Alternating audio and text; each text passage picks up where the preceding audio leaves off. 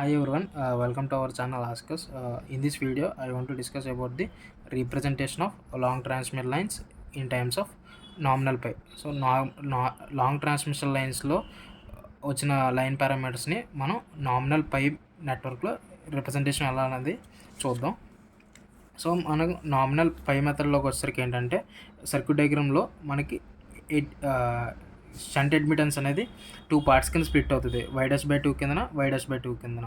So అలానే nominal పైలో మనకి వచ్చిన ఏబిసిడి పారామీటర్స్ అనేది 1+y'(z')/2 అలానే z' y' into 1+y'(z')/4 and 1+y'(z')/2. Same అలానే long transmission line equivalent circuit చూసుకుంటే మనకి ఇలా ఎన్ నెంబర్ ఆఫ్ సెక్షన్స్ అనేవి వెళ్తూ ఉంటాయి, ఎందుకంటే లాంగ్ ట్రాన్స్మిషన్ లైన్ కాబట్టి. ఇందులో పారామీటర్స్ అనేవి మనకి డిస్ట్రిబ్యూటెడ్ కింద ఎజ్యూమ్ చేసుకుంటాం.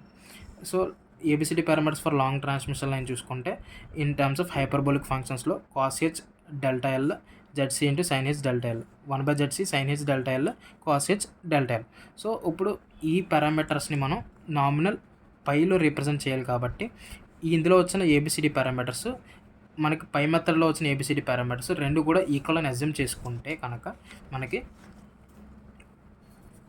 So in terms of pi నెట్వర్క్లో in terms of long transmission లైన్లో ఏబిసిడి పారామీటర్స్లో A is equal to A, same B is equal to B, C is equal to C, D is equal to D. ఈ assumption చేసుకున్నాక మనం పై మెథడ్లో మనం represent చేయాల్సిన ఏంటి, z' ఒక వాల్యూ ఒకటి కావాలి, అలానే y'/2 ఒకటి కావాలి. ఈ రెండు వాల్యూస్ మనకు వస్తే మనం వచ్చిన ఈ లాంగ్ ట్రాన్స్మిషన్ లైన్ పారామీటర్స్ని పై నెట్వర్క్లో మనం రిప్రజెంట్ చేయొచ్చు. సో దానికోసం మనకు అల్టిమేట్గా z' is equals to ZC into sin h delta L. ఇది మనకు ఆల్రెడీ డిఫాల్ట్గా ఈక్వేషన్ వచ్చింది, z' ఈక్వల్ టు.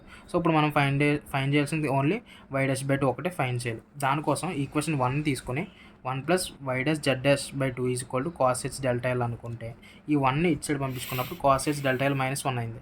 సో ఇక్కడ నుంచి మనం -1 అనేది కామన్ తీస్తే -1 cos h delta L by ఇక్కడ ఉండాల్సిన z' మల్టిప్లికేషన్లో ఉంది కాబట్టి ఇక్కడికి వెళ్తే డివిజన్ చేస్తుంది by z'. Next z' value మనకు ఆల్రెడీ ముందు వచ్చింది, ZC sin h delta L. ఆ వాల్యూని తీసుకొచ్చి ఇక్కడ సబ్స్టిట్యూట్ చేసుకుంటాం. నెక్స్ట్ 1 cos h డెల్టా ఎల్ని 1 cos a is equal to 2 sin² ఈ ఫార్ములాలో చేసుకుంటే 2 sin² డెల్టా ఎల్/2 వస్తుంది. సో నెక్స్ట్ వచ్చేసరికి y'/2 is equals to sin h delta ఎల్ని sin a is equal to 2 sin a/2 into cos a/2 use చేసుకొని solve చేస్తే 2 sin h delta L into cos h delta L వస్తుంది. ఇక్కడ square term అలాగే sin h delta L cancel అయిపోయాక 2 cancel అయిపోయాక y'/2 is equal to sin h delta L by ZC into cos h delta L. sin h by cos h is equal to tan h delta L. దీన్ని ఇంకా ఫర్దర్గా simplify చేస్తే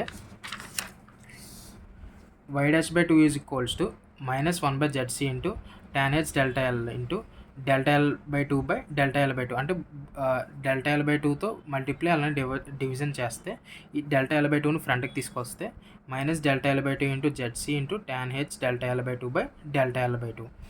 delta L అంటే ఏంటి మనకి long transmission లైన్లో √yz, అలానే ZC is equals to √zy. ఈ వాల్యూస్ని మనం దీంట్లో సబ్స్టిట్యూట్ చేసుకుంటే √yz/2 బై √z/y.